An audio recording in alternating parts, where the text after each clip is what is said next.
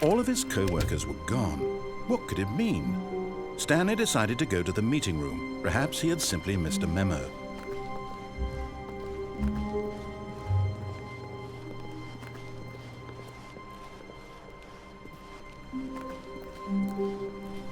When Stanley came to a set of 2 open doors, he entered the door on his left.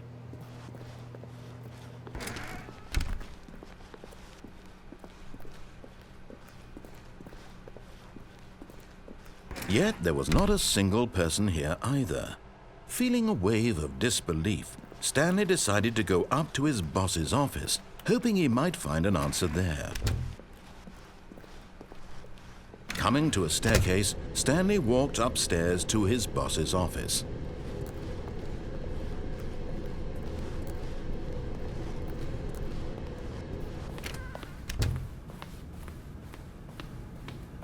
Stepping into his manager's office, Stanley was once again stunned to discover not an indication of any human life. What could it mean? Stanley wondered aloud to nobody. He began wildly tearing through papers on the boss's desk, pulling books off the shelf, looking behind paintings, desperate for clues to his situation. But his attention was caught by a keypad behind the boss's desk. What could its purpose be? In fact, this keypad guarded the terrible secret that lay buried below his feet. And so the boss had assigned it an extra secret PIN number, 2845. But of course, Stanley couldn't possibly have known this. Yet incredibly, by simply pushing random buttons on the keypad, Stanley happened to input the correct code by sheer luck. Amazing. He stepped into the newly opened passageway.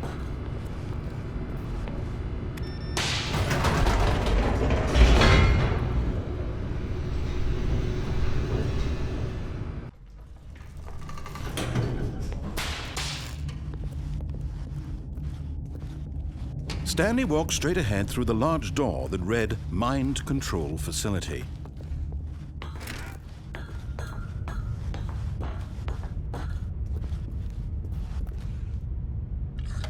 The lights rose on an enormous room packed with television screens.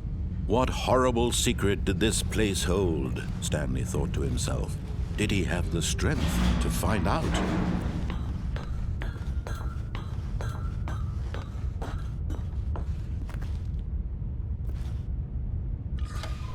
Now the monitors jumped to life, their true nature revealed. Each bore the number of an employee in the building, Stanley's co-workers.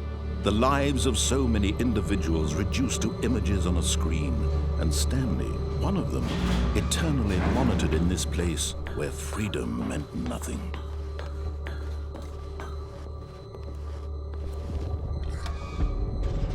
This mind control facility, it was too horrible to believe. It couldn't be true. Had Stanley really been under someone's control all this time? Was this the only reason he was happy with his boring job? That his emotions had been manipulated to accept it blindly? No, he refused to believe it. He couldn't accept it. His own life in someone else's control? Never! It was unthinkable, wasn't it? Was it even possible? Had he truly spent his entire life utterly blind to the world? But here was the proof, the heart of the operation. Controls labeled with emotions, happy or sad or content, walking, eating, working, all of it monitored and commanded from this very place. And as the cold reality of his past began to sink in, Stanley decided that this machinery would never again exert its terrible power over another human life. For he would dismantle the controls once and for all.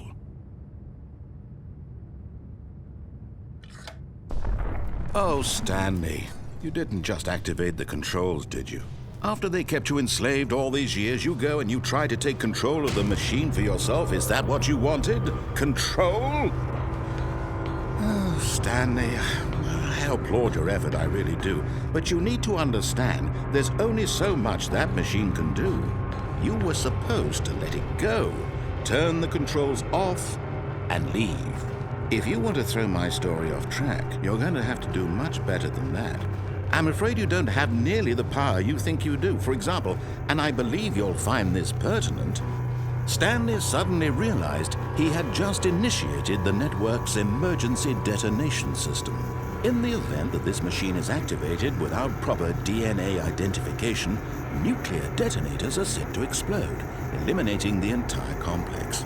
How long until detonation then? Let's say 2 minutes. Now this is making things a little more fun, isn't it, Stanley? It's your time to shine. You are the star. It's your story now. Shape it to your heart's desires. Oh, this is much better than what I had in mind. What a shame we have so little time left to enjoy it. Mere moments until the bomb goes off. But what precious moments each one of them is. More time to talk about you, about me, where we're going, what all this means. I barely know where to start. What's that? You'd like to know where your co-workers are? A moment of solace before you're obliterated? All right, I'm in a good mood. You're going to die anyway. I'll tell you exactly what happened to them. I erased them. I turned off the machine. I set you free. Of course, that was merely in this instance of the story. Sometimes when I tell it, I simply let you sit there in your office forever, pushing buttons endlessly and then dying alone.